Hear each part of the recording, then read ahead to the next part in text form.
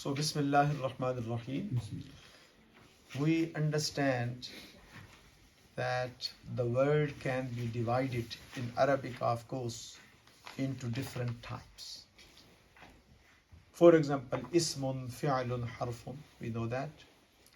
Ism is, and then the verb is, and then the harf. This is a division as well. The division that we are going to discuss today, it is division of verb, or you can say a word, according to the root letters. We already know that the root letters are the original letters, right? Then you can add something into the root letters, and then you can produce different words and different meanings. So according to the root letter, based on the root letters, the verb can be divided basically into two forms. One is sahih and the other one is ghayru sahih.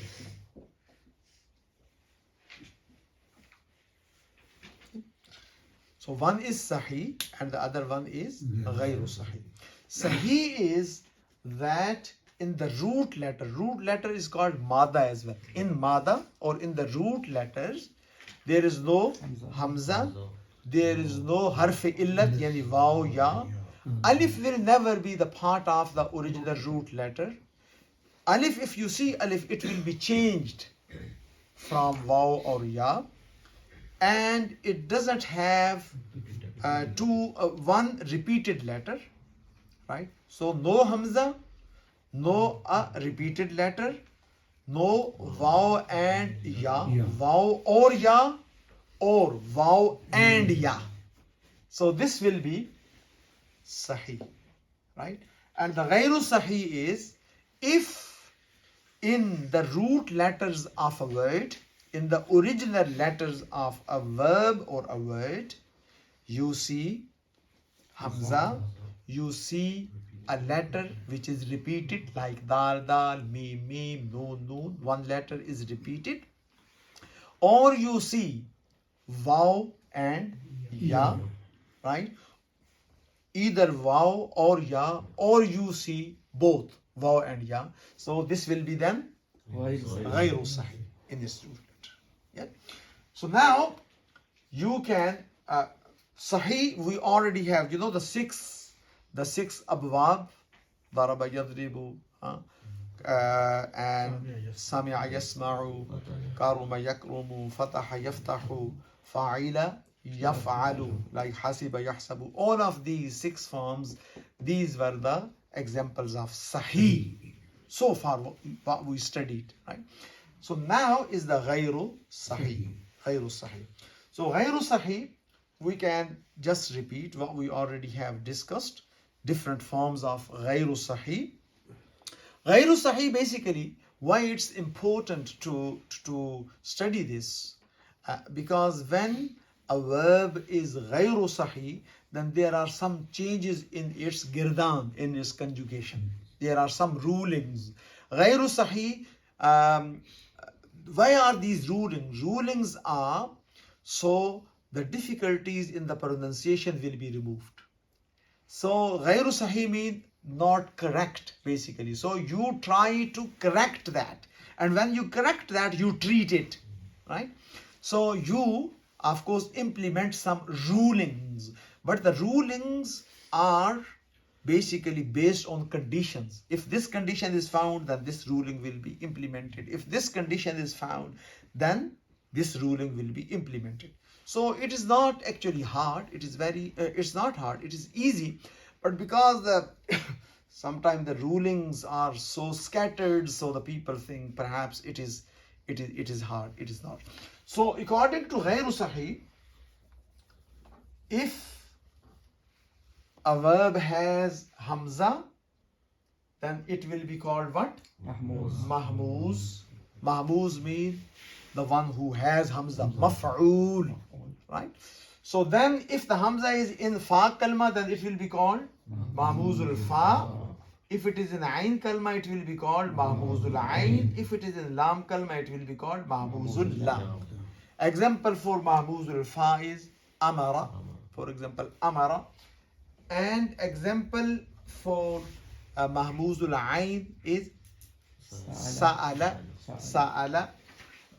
And example for Mahmuzul Lam is Qara'a. Right. So this is your Mahmuz. Right. Then if in the original letter one letter is repeated, then this is called what? Mudha'af. Mudha'af means double. Mudha'af. It's not mudha'af, it is mudha'af. Right?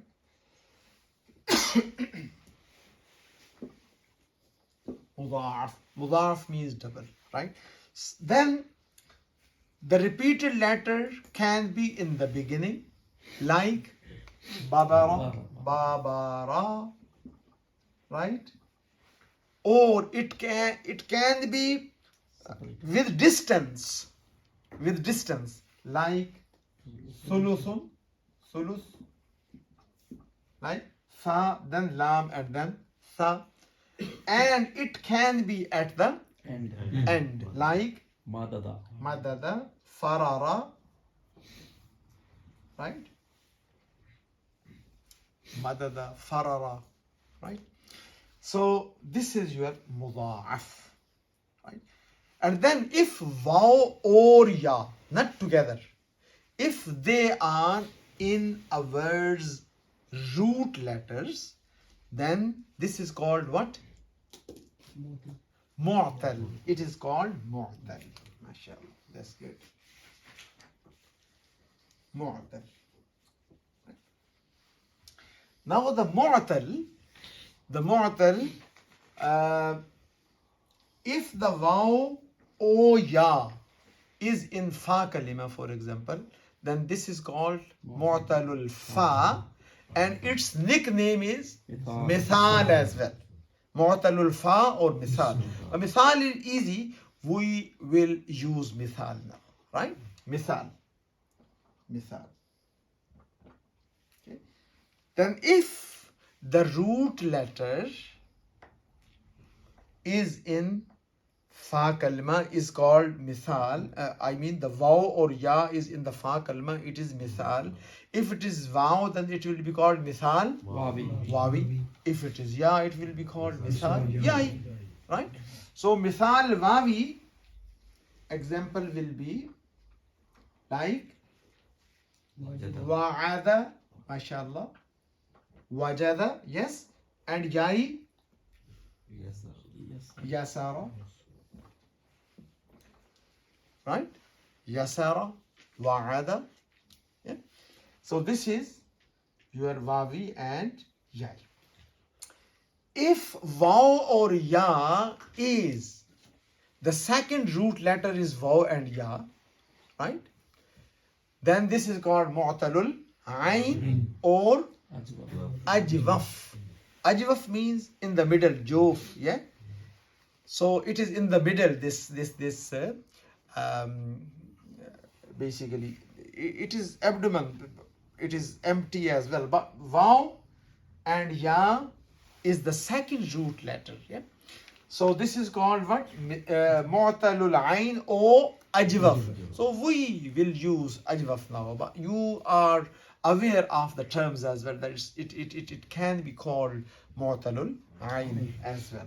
So it is Mithal, and then it is Ajwaf, and if it is Waw, the second root letter or the Ain kalma is Waw, then it will be called Ajwaf Wawi. If it is Ya, second root letter is Ya, then it will be called Ajwaf Ya. So example for Ajwaf Wawi will be Qawala. Good. And example for Ajwaf Yai will be Baya'a. Baya'a. MashaAllah. Baya'a. Yes? Next one, if the root letter, the third root letter or the Lam kalima is waw or ya, then it will be called mu'talul lam or naqis. Mu'talul lam or naqis. But we will use as naqis. Yeah, naqis. Naqis.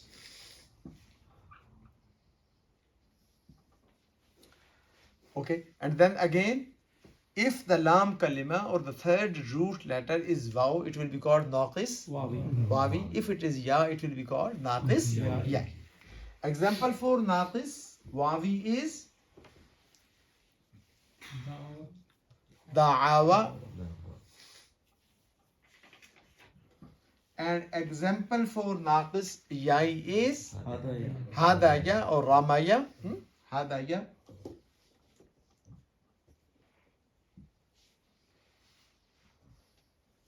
Sa'aya, whatever. So this is mithal, ajwaf and naqis. And as we said that sometimes the root letters can be waw and ya together. Waw and ya together. Then this will be called what? Lafif. Lafif. Lafif means covered, because it is covered with waw and ya both. Yeah. Lafif. If waw and ya are separated, then it will be lafif mafruq, right?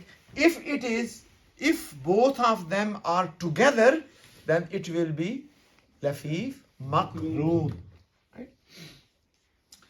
Okay, now it is lafif. Yeah, lafif is when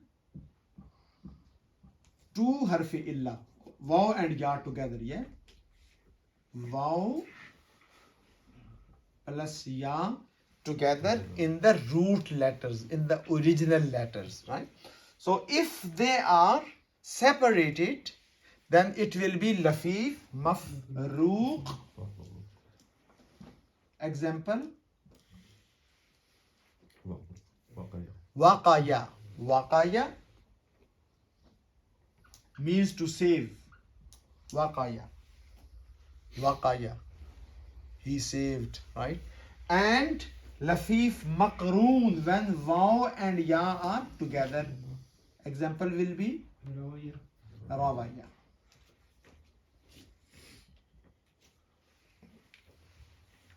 Sometimes it can be ya together, but it will go to the mudaf department, like hayya. Ya together, but it will be treated according to the rules of mudaf, like hayya. It is hayya ala salah. Actually hayya. This is hayya. Yeah, ya and ya. Hayya ala salah. Right? So these are basically the categories of a word, you can say, or of a verb, according to the nature of their root letters. Why it is important? Because when we do the girdan, when we conjugate, then there are some changes occurs. For example, qala, actually it was qala, right? So there is a principle, there is a rule according to which in some certain situations, right, this waw has been changed into alif. So you will be able to know basically. Otherwise, if you know the Arabic, it is okay, but it is just the deeper meaning when you consult the dictionary.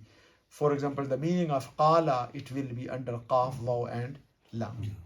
So it's not hard as well, to be honest. It is quite easy, but mostly the people don't study this. But I think for deeper understanding, perhaps, because I would like to bring all of the traditional sciences to the normal people, because we studied as a full-time students there, but the people who have, of course, desire but don't have time, they should not be deprived of that. So we will be able to understand the message of Allah subhanahu wa ta'ala directly. سبحانك اللهم وبحمدك أشهد أن لا إله إلا أنت أستغفرك وأتوب إليك.